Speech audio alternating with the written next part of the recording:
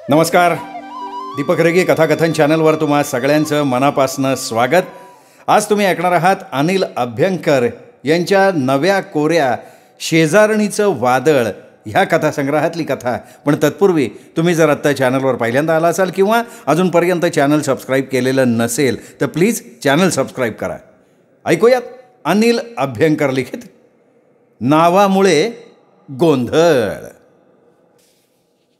योगायोग सोसायटीमध्ये ए आणि डिंग विंगमध्ये एकाच नावाचे 2 गृहस्थ राहायला आले. योगायोग असा की त्यांचा घर क्रमांकसुद्धा 420 असाच होता. ए विंगमध्ये संपत आणि संपदा लवळेकर कुटुंब राहत असे तर इकडे डी विंगमध्ये संपतराव लंपटकर राहत होता. संपत लवळेकर एक साधासुद्धा कारकून होता. याउलट संपतराव लंपटकर महाधूर्त, भानगडी करणारा, गुंड, भाई गृहस्थ होता. 8-10 मुलांचं टोळकं त्याच्यासोबत असायचं. पण नावात साम्य असल्यामुळे सोसायटीत अनेक वेळा गोंधळ होत असे. घराच्या पाट्यांवर संपत एल असं दोन्हीकडे लिहिलं असल्यामुळे गोंधळात भरच पाडायची. संपतराव लंपटकर हे एक मोठं प्रस्थ असल्यामुळे त्याला राजकारणी लोकांचं संरक्षण मिळत असल्यामुळे त्याचे फोटो वर्तमानपत्रात नेहमी येत असत. त्यामुळे सोसायटीत त्याचा दरारा होता. याउलट संपत लवळेकर तो साधा कारकून असल्यामुळे सोसायटीत त्याची किंमत शून्य होती. एक दिवस संपत लवळेकर पेपर वाचत बसला होता. तेवढ्यात त्याचं लक्ष पेपरात आलेल्या संपतरावांच्या फोटोकडे जातं. त्याचा वाढदिवस असल्यामुळे 5-50 लोकांनी त्याला दिलेल्या अभिष्ट चिंतनांच्या निरोपांकडे जातं. आज त्याचा म्हणे सोसायटी गेटजवळ सत्कार होणार होता. ही बातमी वाचल्यावर संपत लवळेकर चिडून पेपर खालीच भिरकावतो. चायला याचे फोटो वर्तमानपत्रात सतत येतात. एवढा मोठा भाई, गुंड, पण अशा लोकांना डोक्यावर घेऊन नाचतात सगळे. आज तर काय म्हणे वाढदिवस त्याचा. पेपरात त्याच्या बातमीने उच्छाद मांडलाय आणि माझ्या वाढदिवसाची दखल कोणीही घेत नाही. नशीब आपलं. एवढे संपदा त्याच्यासाठी चहा आणते. अरे संपत, कोणाच्या नशिबाला देश देतोयस, माझ्या की तुझ्या? संपदा, माझ्या नशिबावर वैतागलोय मी. का रे, काय झालं? अगं आजचा पेपर त्या लंपट संपतच्या फोटोनी भरलाय. इतका कसला आलाय ग उदो त्याचा? आश्चर्यच वाटतं बघ मला. अरे त्यात आश्चर्य कसलं? दर 2-4 दिवसांनी त्यांची बातमी येते छापून. संपत भाऊजींची कर्तबगारी एवढी आहे की ते नेहमी प्रसिद्धीच्याच होतात असतात. डोंबल्याची आली कर्तबगारी. सगळी वाईट कृत्य करणारा इसम आहे तो. त्याचं तुलासुद्धा कौतुक. कमाल आहे. महाबेरकी येतो. तुला दुसऱ्याला नावं ठेवण्यापलीकडे येतं काय रे? बरं समज तुझ्या म्हणण्याप्रमाणे भाऊजी वाईट वर्तनाचे आहेत. मग तू असं एखादं चांगलं कृत्य करून दाखव ना, ज्याच्यामुळे तुझं नावसुद्धा पेपरात येईल. अगं माझ्यासारख्या सामान्य कारकुनाची कोणी दखलही घेत नाही. मग एक स्पष्ट सांगते, संपत भाऊजींची प्रगती बघून एवढं जेलस व्हायची काही गरज नाही. आधी स्वतःचं कर्तृत्व सिद्ध कर, मग दुसऱ्याबद्दल बोल. मी जाते आत, काम आहेत मला. तुझ्यासारखी रिकाम टेकडी नाही मी. अगं संपदा हिला काय बायकोई, त्या लंपटचं हिला कौतुक. मला एक समजत नाही, या बायकांना त्या लंपटाचं काय आकर्षण आहे देव जाणे. तो स्मार्ट आहे, श्रीमंत आहे, दिसायला सुंदर आहे, कमावलेली शरीरयष्टी आहे, त्यामुळे कदाचित आकर्षण असू शकेल. पण मग त्याच्या दुर्गुणांकडे लोक डोळे झाक का करतात? नशीब आपलं. तुम्हाला सांगतो, मला हा लंपट संपत आहे ना अजिबात आवडत नाही. याच्या आणि माझ्या नावात साम्य असल्यामुळे मी अनेक वेळा संकटात आलो आहे. अहो एक दिवस मी बसलो होतो, तेवढ्यात काही अनोळखी लोक घरात शिरली. अहो कोण आहात तुम्ही आणि माझ्या घरात असे डायरेक्ट का शिरलात? मिस्टर संपत, आम्ही इन्कम टॅक्सवाले आहोत. तुमच्या घराची झडती घ्यायची आम्हाला. अहो पण मी काय केलं आहे? तुम्ही कर चुकवेगिरी केली आहे म्हणून आम्ही सर्च वॉरंट घेऊन आलो आहे. चला बाजूला व्हा. आमचे सहकारी घरात हवा तो शोध घेतील. अहो साहेब, मी पगारी नोकर आहे हो. मी काय कर चोरी करणार? तुम्ही म्हणताय तो संपत वेगळा आहे. हे बघा, ते आम्ही बघून घेऊ. तुम्ही आमच्या कामात अडथळा आणू नका. तेवढे शेजारचे नाना आगलावे आले. अरे काय रे संप्या, आज ही माणसं तुझ्या घरात कशी काय आली? अहो नाना, हे इन्कम टॅक्सवाले तो माझ्या घराची झडती घ्यायला सर्च वॉरंट घेऊन आलेत. अरे बापरे, पण काय केलंच काय? अहो मी कर चोरी केली असा आरोप यांनी माझ्यावर लावला आहे. नाना तुम्हीच सांगा मी तसा माणूस आहे का हो? अरे संप्या, तू स्वतःला धुतलेल्या तांदळासारखा समजू नकोस हो. मागच्या वर्षी दिवाळीला जेव्हा तू नवीन scooter, sofa, T V, fridge घेतला ना, तेव्हाच मला शंका आली होती की तुला एखादं घाबाड तर मिळालं नाही ना. अहो नाना तुम्ही असं कसं काय बोलताय? अहो हे सगळं सामान विकत घेण्यासाठी मी कर्ज घेतलं आहे. हे सगळं आमच्या डोळ्यात धोळफेक करायचा प्रकार आहे. तुझे दाखवायचे दात वेगळेच आहेत. हां, नाही तर भाईन दिवाळीत कोणी कर्ज घेतं का? अहो इन्कम टॅक्सवाले भाऊ, हा संपत एक नंबरी माणूस आहे हो. यांनी काहीतरी भानगड केलेली आहे. याच्याकडे नक्की घाबाड आहे. तुम्ही चौकशी करा. अहो नाना तुम्ही यांच्यासमोर माझी बाजू मांडण्याऐवजी त्यांच्यासमोर माझी उलटसुलट तक्रार काय करताय? संप्या, मी काही तुझं वकीलपत्र घेतलेलं नाही हो. अहो पण नाना तुमच्या या अशा भरळण्यामुळे त्यांच्या मनात नाही ते शंका येतील आता. तेवढ्यात इन्कम टॅक्सवाले परत आले. हे बघा मिस्टर संपत, तुमच्या घरात काहीही निघालं नाही. अहो मी तेच म्हणत होतो तुम्हाला. तुम्ही माझा नवीनचा नवीन सोफा फाडून टाकला. तुमच्यामुळे मला मनस्ताप झाला. ज्याच्यासाठी तुम्ही रेट टाकली ना, तो संपत शेजारच्या बिल्डिंगमध्ये राहतो. अहो मग आधी नाही का सांगायचं? दाखवा आता त्याचं घर. ते कसले भेटतायत ते गेलेत गावाला. पण तुमचं आपलं चोर सोडून संन्याशाला फाशी. तुमच्यामुळे सोसायटीत माझी आबरू गेली आहे. त्याची नुकसान भरपाई कशी होणार? जास्त चोंबडेपणा करू नको आहे. तुझ्या शेजारचे नाना आगलावे मगाशी सांगत होते ना, मागच्या वर्षी तू फ्रीज, सोफा, टी व्ही घेतला आहे. घेतला आहे पण मी ते कर्जावर. तेवढेच संपदा येते. इन्कम टॅक्सवाल्यांना बघून, अरे संपत हे सगळे कोण आहेत रे? अगं हे इन्कम टॅक्सवाले आहेत, आपल्या घरी रेट टाकायला आलेत. Wow, very exciting. आता आपलं नाव सोसायटीत प्रसिद्ध होणार, आपली वट वाढणार. तुझ्याबरोबर लग्न झाल्यानंतर पहिल्यांदा प्रकाश झोत आपल्यावर येणार. वाव, मस्त. इन्कम टॅक्सवाले भाऊ तुमचे आभार. हा अगं संपदा, त्यांचे कसले आभार मानतेस तू? ते आपल्याकडे आले नव्हते, तुझ्या त्या संपत भाऊजींकडे रेट टाकायला आले होते. नावाच्या घोटाळ्यामुळे ते इथे आले. शी, काय रे तू? माझं मेलीचं नशीबच फुटकं. या रेडमुळे आपलं नाव पेपरात येईल, फोटो येईल. उद्या एखाद्या वेळेला ईडीची चौकशी आपल्या मागे लागेल. शी, कसलं काय रे? अगं संपदा, तू काय बायको आहेस? तुझा नवरा भानगडखोर नसून चांगला सरळ मार्गी आहे याचा तुला आनंद होण्याऐवजी दुःख होत आहे. कमाल आहे. थांब रे तू संपत, मला इन्कम टॅक्सवाल्यांची बोलू दे. अहो इन्कम टॅक्सवाले भाऊ, कसंही करा पण आम्हाला एखादी नोटीस तरी पाठवावं. वाटल्यास मी पुरावा देईन. वहिनी, अहो तुमच्या शेजारच्या नाना आगलावेने एक क्लू दिला होता. मागच्या वर्षी तुम्ही 1,00,000 रुपयाची खरेदी केली आहे. हे खरं आहे का? हो मग खरं आहे ते. आम्ही नवीन सोफा घेतला, टी व्ही घेतला, फ्रीज घेतला. मग सांगा वहिनी, यासाठी 1,00,000 रुपये कुठून आणलेत? ते म्हणजे आम्ही. अगं संपदा, त्यांना स्पष्ट सांग की ह्यासाठी आपण बँकेतनं कर्ज घेतलं आहे, म्हणजे त्यांची शंका मिटेल. हो इन्कम टॅक्सवाले भाऊ, हे खरं आहे. गरज असेल तर पावतीसुद्धा दाखवते. मग वहिनी, यावेळेस तरी तुमच्या घरी रेड पडण्याचं स्वप्न पूर्ण होणं शक्य नाही.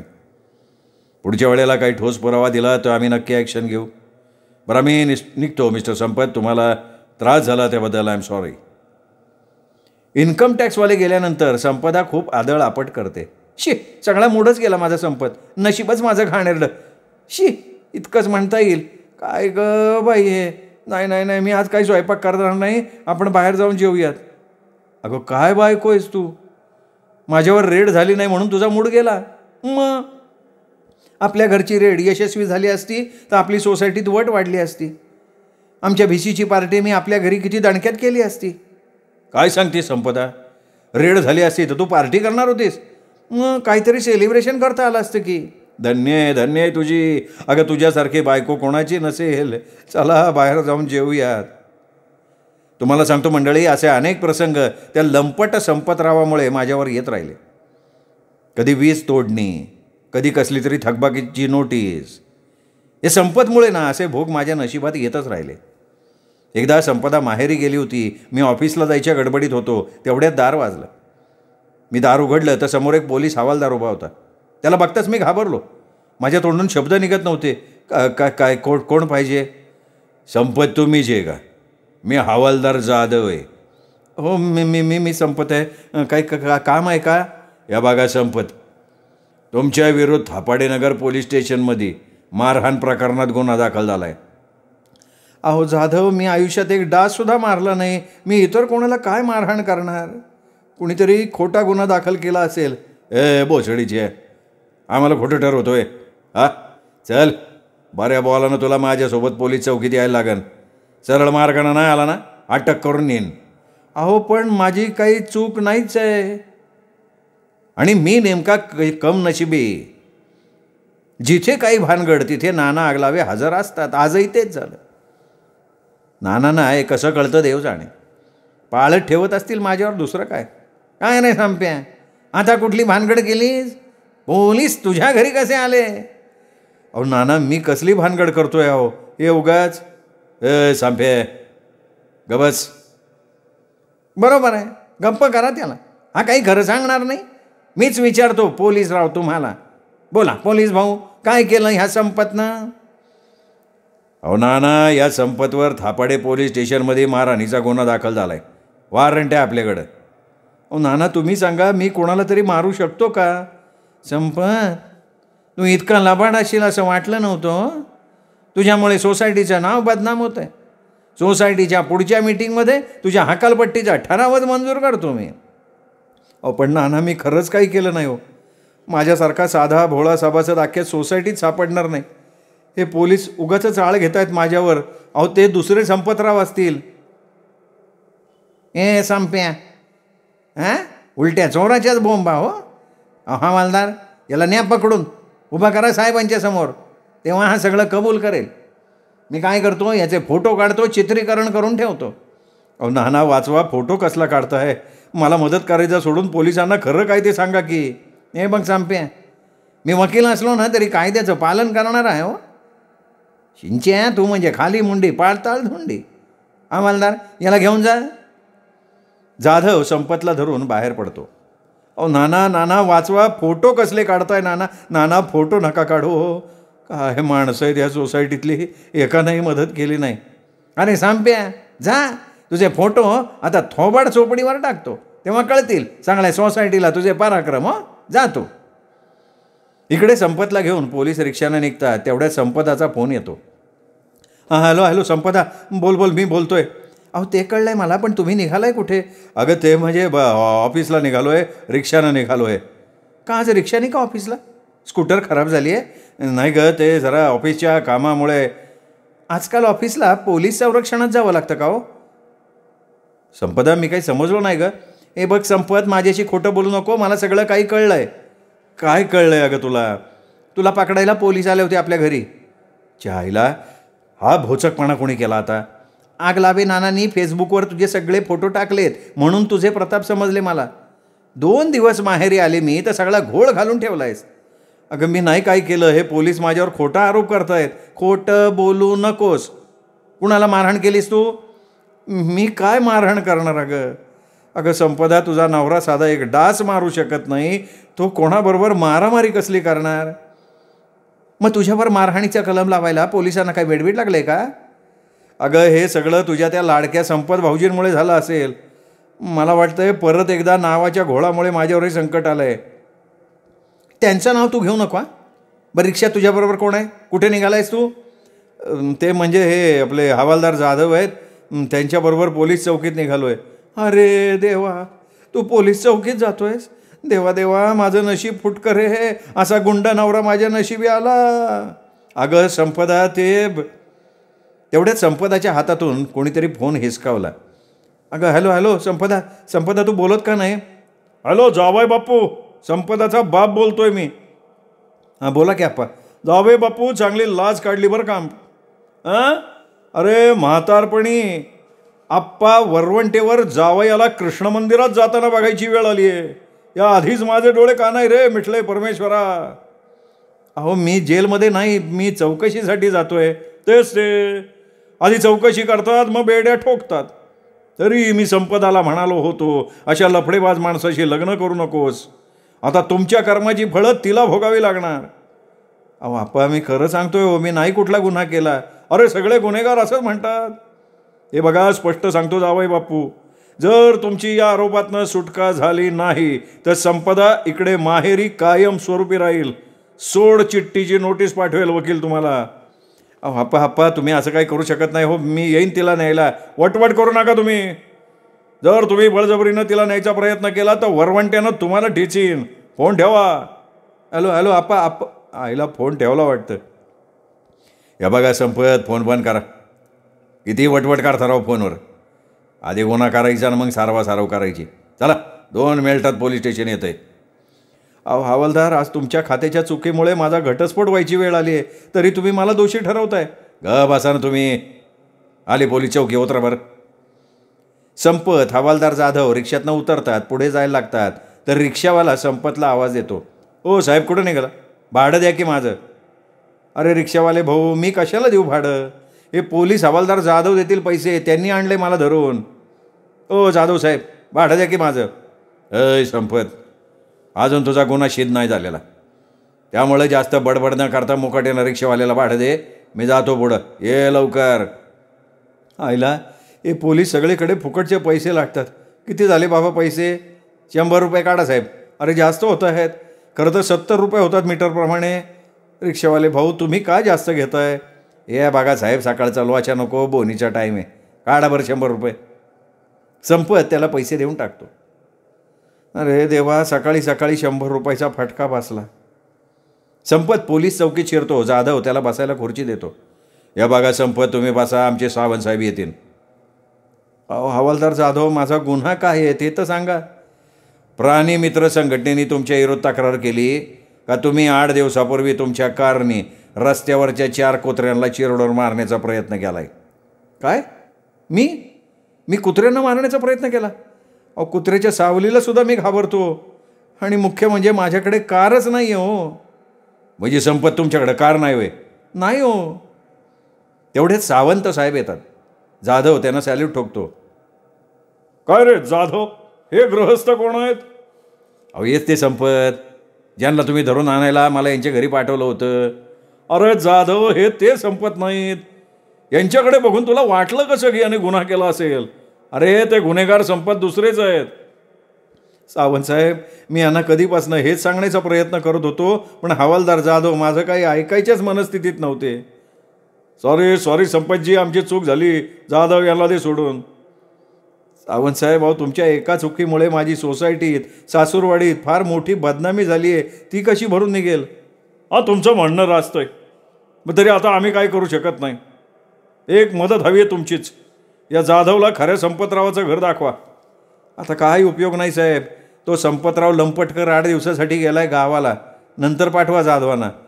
बरं सावंत साहेब, एक काम करा, थोबाड चोपडीवर तुमच्या खात्याकडनं ही पोस्ट टाका की संपत लवळेकर निर्दोष आहेत, त्यांनी कुठलाही गुन्हा केलेला नाही. हो नक्की टाकतो. आपण एक काम करा, तो संपतराव गावावरनं परतला की आम्हाला कळवा. बाय द वे, एक सजेशन आहे बरं का मिस्टर संपत, तुम्ही तुमचं नाव किंवा घर बदलून तरी घ्या, म्हणजे पुढे घोळ होणार नाही तो. साहेब काय म्हणताय तुम्ही? मी का म्हणून नाव किंवा घर बदलायचं? अहो ते तुमच्या फायद्याचं होणार आहे. बरं ठीक आहे मिस्टर संपत, तुम्ही गेलात तरी चालेल. तुम्ही निर्दोष असल्याची पोस्ट मी लगेच टाकतो. संपत पोलीस चौकीतनं बाहेर येतो. मनात विचार करतो, चला थोडा उशीर झालाय खरा, पण ऑफिसला जाऊन यावं. संपत ऑफिसमध्ये शिरताना शंकर शिपाई त्याला म्हणतो, अरे वा संपत साहेब, तुम्ही त्याला छुपे रुस्तम निघाला राव. डायरेक्ट पोलीस ह्याच्यात आवडीत. तुमच्याकडनं अपेक्षा नव्हती बरं काही आमची, म्हणून आता सुटले कसे? अरे शंकर, माझं नाव उगाच गोवलं गेलं होतं रे. जेव्हा पोलिसांना त्यांची चूक कळाली ना, तेव्हा सोडलं. एवढ्यात तिथे पोटदुखे येतो. अरे शंकर, हा संपत खोटं बोलतोय बरं का. यांनी लाच देऊन स्वतःची सुटका करून घेतली असेल, आणि इथे तर असा वावरतोय जणू याच्यासारखा साधा माणूस जगात नसेल. फार नम्री रे हा, चांगला चोप दिला असेल. अहो पोटदुखे, उगाच बडबड कशाला करताय? मी गुन्हा केलाच नाही तर मला चोप कशाला देतील? अरे संपत, उगा शेंड्या लावू नको. मग पोलीस चौकीत काय तुझा सत्कार होता काय आज? अहो मला फक्त चौकशीला बोलवलं होतं. जेव्हा त्यांना खऱ्या गुन्हेगाराचं नाव समजलं तेव्हा त्यांनी मला दिलगिरी व्यक्त करून सोडून दिलं. हे संभाषण चालू असताना ऑफिसात बडबडेबाई आल्या. अगं बाई संपतजी, तुम्ही इथे? आई आई आई, अहो पोटदुखे. आज सकाळी या संपतच्या पराक्रमाचे फोटो माझ्या यजमानांनी बघितलं तर म्हणाले, तू या संपतसारख्या अट्टल गुन्हेगारापासून 4 हात लांब राहा, नाही तर तुझ्यावर तो अतिप्रसंग करायला कमी करणार नाही. अहो बाई काहीतरी काय बोलताय? मी फार चारित्र्यवान मनुष्य आहे हो. मंडळी तुम्हाला सांगतो, खरं तर मला म्हणायचं होतं, की अहो बाई, तुमच्यासारख्या आगडबंब बाईवर स्वप्नात सुद्धा कोणी अतिप्रसंग करणार नाही. अहो संपत, तुम्ही निघालात खाली मुंडी पाताळ धुंडी, पैशाची लाच देऊन सुटका करून घेतली तुम्ही. पोटदुखे, मी तर साहेबांना चक्क सांगते की असला गुन्हेगार ब्रँचला नकोच आपल्या, याची ट्रान्सफर करा. हे बघा, मी धुतळ्या तांदळासारखा स्वच्छ आहे. संपत, का खोटं बोलताय? तुम्हाला पोलिसांनी साखळदंडानं बांधून नेलं, ते फोटो माझ्या थोबाड चोपडीवर आलेत फेसबुकवर. विश्वास नसेल तर हे बघा. आता हे फोटो तुमचेच आहेत ना? अहो की हे फोटो माझेच आहेत, पण कुणीतरी लबाडीनं माझ्या फोटोत फेरफार केला आहे. त्या आगलावेचं काम दिसतंय हे. कोण हे आगलावे? ते आमच्या सोसायटीत एक उपद्व्यापी वकील राहतात, त्यांचंच काम आहे. बघतोच त्यांच्याकडे. पण हे बघा, हे बघा, हे बघा, हे बघा, पोलिसांनी त्यांच्याकडून झालेल्या चुकीच्या माफीची पोस्टसुद्धा या थोबाड चोपडीवर टाकली. बघा बघा बघा. तेवढ्यात शंकर शिपाई येतो. ओ संपतजी, अरे तुमची पोस्ट खरी आहे का खोटी आहे? थोबाड चोपडीवर नंतर बघा, तुम्हाला जोशी साहेबांनी बोलावले. का शंकर भाऊ, काय काम आहे? मला काय माहिती. अरे शंकर, जोशी साहेब याची चांगली ठेचणार असतील. पोटदुखे, नंतर मी तुम्हाला खरे फोटो दाखवतो. काही गरज नाही, इथनं तोंड काळं करा आधी. संपत दुःखी मनानं साहेबांच्या केबिनमध्ये शिरतो, पण थोड्याच वेळात हसत बाहेर येतो. पोटदुखे, बडबडे बाई आश्चर्याने त्याच्याकडे बघतात. अरे हे काय संपत, लगे परत आला? मित्रांनो, तुम्ही समजत होतात ना तसलं काही घडलंच नाही, कारण मी कुठलाही गुन्हा केला नाही. मग मी कशाला घाबरू? अहो पण ते फोटो जे माझ्या मोबाईलवर आले ते, अहो ते खोटे आहेत बाई. इन्स्पेक्टर सावंतांनी सुद्धा मला क्लीन चिट दिली आहे. हे खरे फोटो बघा. फोटो बघून पोटदुखे म्हणाला, सॉरी हो संपत, आम्ही तुझ्याशी वाईट वागलो. ते जाऊ द्या. बडबडेबाई, आता तुमच्या यजमानांना सांगा की माझ्यापासून तुम्हाला कुठलाही धोका नाही. हो पण संपतजी, जोशी साहेब काय म्हणाले? साहेब म्हणाले, नावाच्या साम्यामुळे तुम्हाला मनस्ताप झाला तरी तुम्ही ऑफिसला आलात याचं कौतुक वाटलं, आणि म्हणून त्यांनी मला स्पेशल रजा देऊन घरी जायला सांगितलं. त्यामुळे आता मी घरी जातोय. संपदासुद्धा घरी येते. बाय. संपत घरी येतो तर संपदा आलेली असते. संपदा, हे काय, तू लवकर घरी आलास? अगं, पोलिसांनी मला क्लीन चिट दिली ना, म्हणून मग साहेबांनी मला लवकर घरी सोडलं. शी, माझा सगळा मूडच गेला. तो का? अरे जीवनात काहीतरी थ्रिलिंग घडेल म्हणून मी खूप आनंदात होते. गेलं सगळं मुसळखेरात. म्हणजे मी निर्दोष सुटलो याचा आनंद नाही तुला? फोनवर तर फाडफाड बोललीस, आणि आता? अरे तेव्हा गंमत केली, तुझी चेष्टा केली होती मी. हे असली चेष्टा होय? अगं किती टेन्शन आलं होतं. पण संपदा, आता मी ठरवलं की या सोसायटीत राहायचंच नाही, आणि जर राहायचं असेल तर मी नाव बदलून घेणार. हे कोणी सांगितलं बाबा तुला? ते हे इन्स्पेक्टर सावंत म्हणाले. नावात साम्य असल्यामुळे घोळ होतोय, नाव बदलणं योग्य. अरे वा, मग उद्या तुला कोणी सांगितलं बायको बदलतं? बायकोसुद्धा बदलशील? छे, मी घर बदलीन, नाव बदलीन, पण बायको ती सुद्धा बदलू? काय तुझ्या जिभेला काही हाड आहे का? अगं बायको काही झालं तरी बदलणार मी, असं म्हणायचं होतं मला. काळजी करू नकोस. दुनिया इकडची तिकडे झाली तरी चालेल, पण बायको बदलणार नाही मी.